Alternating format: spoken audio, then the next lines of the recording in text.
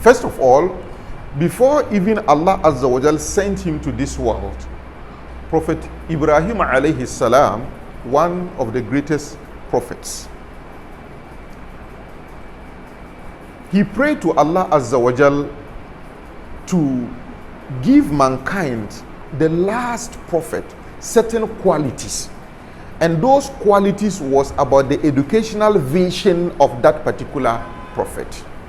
He didn't talk about his political vision or any, but he was talking about the educational vision of that particular prophet. And what he said was that, رَبَّنَا وَبَعَثْ فِيهِمْ رَسُولًا مِّنْهُمْ, O my Lord, raise among them a prophet that is coming from they themselves. What is the prophet coming to do? Ya Allah, I want you to let the prophet yatlu alayhim ayatik. He is supposed to inform them, give them information, let them be aware of the verses and the science and the principles of life that are embedded, the principles of life that are enshrined in your scripture. Yatlu alayhim ayatik. Then after letting them become aware of the information, he has to let them own the information so that it will become a knowledge for them. So he says, وَيُعَلِّمُهُمُ الْكِتَابِ, and you are to teach them. Let that prophet teach them the book. And the best of all kinds of the book is what? The Quran, or the scripture of Allah Azza wa Jal. You are to let them what? Let him teach. After teaching them, letting them own the information, owned information is what we call knowledge. So you are not to only let the child be aware of any concept at all that you are introducing to the child, but you have to make effort and let the child own that particular concept. That is, understand the concept very well. Picture it in his mind, feel it in his heart, and transfer it to what? The behavior. So وَيُعَلِّمْهُمُ الْكِتَابِ. After that one, what is he supposed to do? Well, hikmah, he is supposed to help them convert the knowledge into wisdom.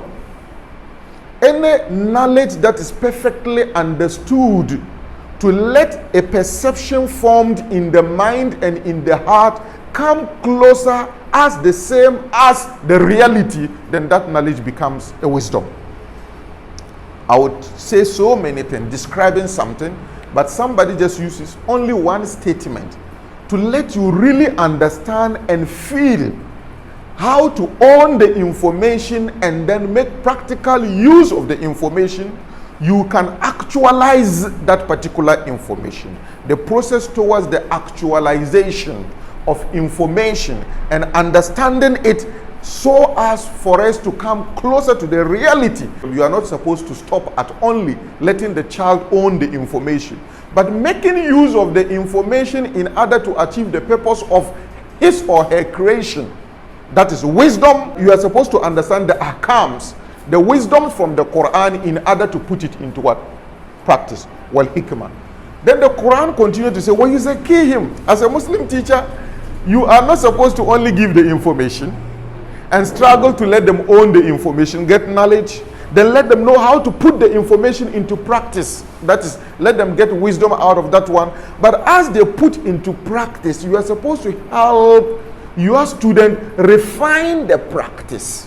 That's what we call tazkiyah, where you zaki him so that they can refine that. So you as a teacher, wallah, you are not a normal GS teacher if you are a Muslim and you know what you are about. You are not only to transfer information. No, your role doesn't end at only transferring the information. But as our Rasul sallallahu alayhi wasallam did, your role actually ends when you are able to convert the information into behavior, and you are able to refine the behavior and remove all kinds of motives and derives underlining the behavior, to throw away and put only Allah Azza wa Jal under that particular behavior, to produce ikhlas, so that wherever your student is, Ghana or abroad, that character you transfer to the student will continue to use it throughout their life. My sisters and my brothers, You can teach somebody to pass WAEC, but I'm telling you, just secondary school, they will drop all that you taught them. University, they will throw everything away. But if you struggle, make effort, and apply the Quranic methods to transfer whatever you have taught them, try to convert it into a character, the child would use that character throughout his or her life. And you benefit from it. It will become your sadaqat al-jariyah. As educationists, I believe you know there are 4 different levels of learning. Level number 1 is what we call the unconscious incompetent stage. Level number 2 is what we call the conscious incompetent stage. Level number 3 is what we call conscious competent stage. And level number 4 is what we call unconscious competent stage.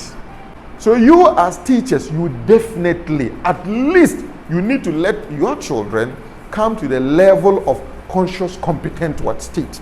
Unfortunately, our educational system, looking at the way we evaluate, we get to the level of conscious incompetent. Then you go to write WAEC and you pass. You just need to have the knowledge. Whether you are able to put it into practice or you are not able to put it, it doesn't matter. I'm saying all these things because this system, philosophy, and concept of education has affected Islamic education. Meanwhile, Islamic education wasn't like that. And you are taught to apply. You are not taught for any examination. So you only come, they will teach you this thing to the level that you can do. Then you write on your slate and go and sit down and read. Tomorrow you come, they add you. So there was nothing like exams. And your main aim was for you to also become like the malam. So you look at, but today we go to our madrasa, we don't care about the malam. The malam is not our target. You won't become like the malam. It's not your vision. That's 1. 2, you are learning to go and write exams. In the end of the day, you go and write your fiqh exams, or you write your hadith exams, you write your tafsir exams. So the transformational aspect of what you are taught is not important to the madrasa. Whether it has changed you or not, it doesn't matter. Even unfortunately, the ritual aspect, to say come and stand. Have you ever seen any makaranta at all that is saying they are organizing their end of term exams, and you come and find them lining up children performing ablution and they are looking at them giving them marks? Have you ever seen any makaranta like that? Western education. We have westernized our Islamic education. To say that you are teaching the child how to pray, so that you devise a system of measuring the khushu, the concentration level of the child in prayers. I'm yet to see such a madrasa. You go and sit down in the classroom just like the way you are seated, receive your lectures and go. Any level of transformation it has given to you, it is not their case.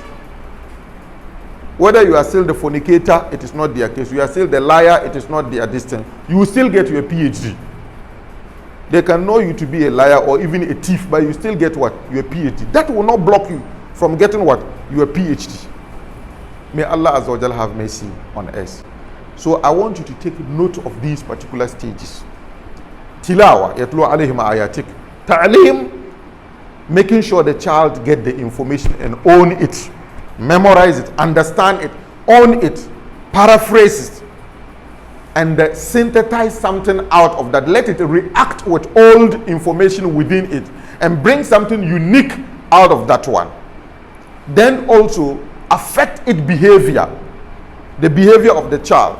Then also that behavior should also be displayed with Tazkiyah. Absolutely for the sake of Allah, not for the sake of any other thing. The unique and the absolute origin of that behavior should be Allah Azza wa Jal, so that wherever your child is, that particular child will definitely stabilize that particular character.